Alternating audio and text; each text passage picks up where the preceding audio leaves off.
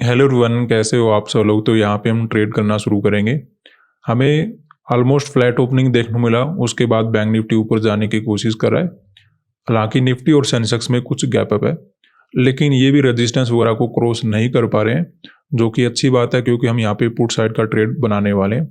तो सबसे पहले बैंक निफ्टी के अंदर अपना क्वांटिटी ऐड कर लेते हैं। 1050 क्वांटिटी ऐड करेंगे। उसके बाद अपना सेकंड पोर्शन ऐड कर लेते हैं सेम क्वांटिटी के साथ।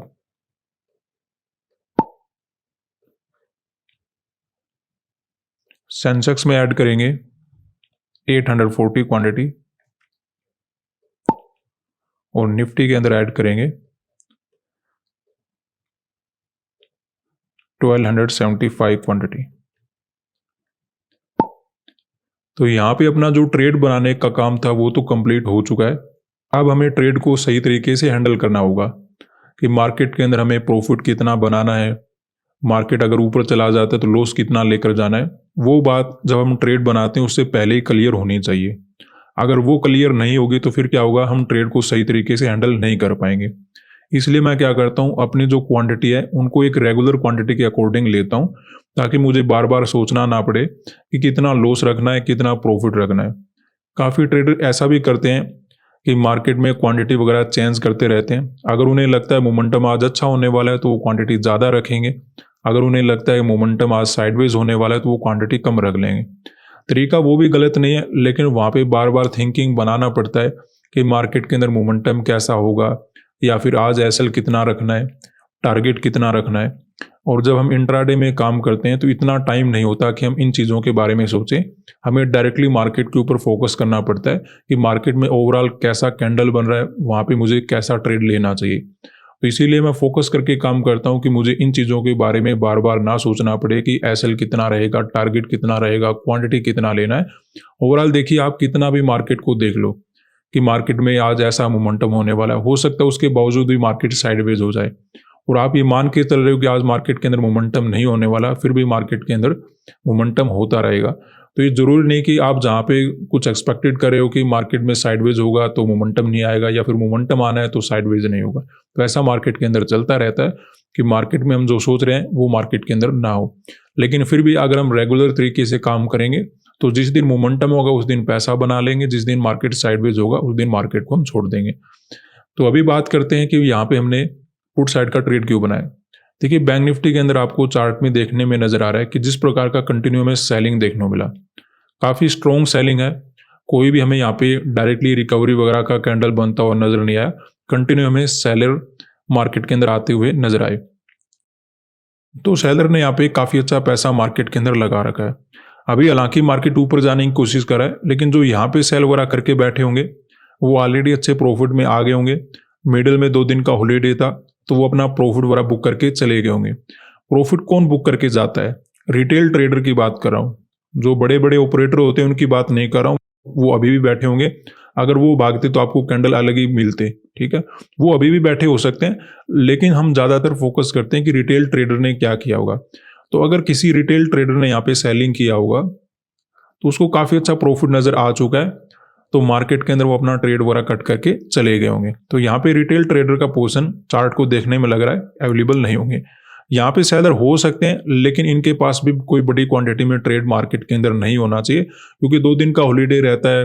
आपको पता है कि मार्केट में न्यूज़ वगैरह इतने आ रहे हैं कि अचानक से कोई बड़ा गैप या फिर गैप डाउन वगैरह ओपन होने का खतरा बना रहता है। तो ऐसे में यहाँ पर अगर कोई सेलिंग करके गया भी है तो उसके पास बड़ी क्वांटिटी में ट्रेड होल्ड नहीं होगा। तो ऐसे में इन सेलर को भी हमें टारगेट करने की आवश्यकता नहीं है। तो जो हमें अपसाइड का मोमेंटम नजर आ रहा है ये एक जस्ट ट्रैप है, ताकि कुछ नए बायर मार्केट के अंदर ऐड हो जाए, उसके बाद हमें ओवरऑल गिरावट देखने को मिल जाना चाहिए। इसी बात को समझते हुए यहाँ पे हमने पुट साइड का ट्रेड बनाया। ऐसा ही एग्जैक्टली हमने निफ्टी के अंदर देखा है कि ऊपर के सेलर जो आए थे मार्केट के अंदर वो अपना प्रॉफिट वगैरह बुक करके चले गए होंगे। यहाँ पे जो सेलर बैठे होंगे उनके पास ज़्यादा क्वांटिटी में ट्रेड होगा नहीं, तो मार्केट में सेलर को टारगेट करने की आवश्यकता नहीं है। हमें जिस डायरेक्शन में मोमेंटम नजर आ रहा है उसी डायरेक्शन में मार्केट कंटिन्यू रह सकता है। यहाँ पे कौन से सेलर की बात कर रहा हूँ? उन सेलर की बात कर रहा हूँ जो रिटेलिंग में काम करते हैं। या फिर छोटे पैसे से काम करते हैं, जो ऑपरेटर होते हैं या फिर बड़ी कैपिटल के साथ काम करते हैं, उन्होंने यहाँ पे प्रॉफिट बुकिंग नहीं किया होगा, क्योंकि अगर वो प्रॉफिट बुकिंग करते तो आपको कुछ ग्रीन कैंडल या फिर कुछ अलग कैंडल यहाँ पे बन सकते थे। तो यहाँ पे हम केवल और केवल रिटेल के ऊपर फोकस करें, क्योंकि मार्केट क्या करता है, उनका पैसा खाता है। इसी तरह से हमने सेंसेक्स के अंदर देखा है काफ़ी अच्छा सेलिंग है, तो ऊपर के सेलर को टारगेट नहीं किया जा सकता, क्योंकि वो प्रॉफिट बना के मार्केट के अंदर निकल गए होंगे। ये जो डाउन साइड का मोमेंटम नजर आ रहा है, इसमें सेलर हो तो सकते हैं, लेकिन उनके पास बड़ी क्वांटिटी में मे बी ट्रेड वगैरह मार्केट के अंदर होल्ड नहीं होगा, तो इसीलिए हम सेलर को टारगेट नहीं बना रहे। और जो हमें मोमेंटम नजर आ रहा है, इसी मोमेंटम कंटिन्यू हम एक्सपेक्टेड करें, इसी बेसिस पे हमने पुट साइड का ट्रेड मार्केट के अंदर बनाया। तो देखते हैं क्या होता है। अभी तो मार्केट के अंदर हमें कुछ लॉस वगैरह नजर आ रहा है। अगर लॉस लिमिट के बाहर जाएगा तो हमें ट्रेड को कट करना होगा, अदरवाइज अगर प्रॉफिट की तरफ चलता है तो एक अच्छा प्रॉफिट, एक अच्छा टारगेट बुकिंग करने की हम कोशिश करेंगे। अभी जो हमें अपसाइड का मोमेंटम नजर आ रहा है, जस्ट एक ट्रैप हो सकता है, ताकि दूसरे लोग बाय करें और मार्केट में फिर से हमें गिरावट वगैरह देखने को मिल जाए। तो वेट करेंगे, देखते हैं यहाँ पे क्या मिलता है हमें। तो यहाँ पे अगर हम देखें तो अपने ट्रेड में लॉस कम होकर कुछ प्रॉफिट चलना शुरू हो चुका है। इवन बैंक निफ्टी के अंदर हमें काफ़ी अच्छा प्रॉफिट नजर आ रहा है। सेंसेक्स और निफ्टी थोड़ा बहुत हमें लॉस देने की कोशिश करें, क्योंकि ये थोड़े बहुत रेजिस्टेंस वगैरह के ऊपर चले गए थे। कोई प्रॉब्लम नहीं है, बैंक निफ्टी ने ओवरऑल गिरना शुरू कर दिया है। अगर इसमें अच्छा मोमेंटम होता है तो निफ्टी और सेंसेक्स भी गिर जाएंगे। अब देखिए, लाखों करोड़ों का मार्केट होता है, कितने लोग इसमें काम करते हैं। इसमें थोड़ा बहुत मार्केट ऊपर चला गया, नीचे चला गया, कुछ अलग मोमेंटम किया, तो वो कोई बड़ी बात नहीं होती। नेट में भी अगर हमें प्रॉफिट मिल जाता है, वो भी बहुत अच्छी बात है।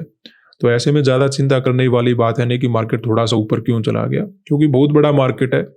अलग अलग ट्रेडर मार्केट के अंदर काम करें कि इसका साइकोलॉजी कैसा बना हुआ है, तो उस वजह से मार्केट थोड़े बहुत मोमेंटम ऐसे करता रहता है, जो हम मार्केट के अंदर मान के नहीं चलते कि होने चाहिए। लेकिन खैर कोई प्रॉब्लम नहीं है, कुछ प्रॉफिट में आना शुरू हो चुके हैं। उम्मीद करते हैं कि मार्केट के अंदर हमें नेट में अच्छा टारगेट मिल जाए। तो यहाँ पे अपनी ट्रेड में प्रॉफिट इंक्रीज होना शुरू हो चुका है। बैंक निफ्टी के अंदर हमें कंटिन्यू सेलिंग नजर आ रहा है, इवन क्लोजिंग प्राइस के नीचे ट्रेड मार्केट ने करना शुरू कर दिया है। अब देखिए, जब आसपास राउंड नंबर होते हैं ना, उससे आपको बेनिफिट ही मिलेगा, इससे आपको डरने की आवश्यकता नहीं है, क्योंकि मार्केट इस लेवल तक तो आराम से आने वाला है।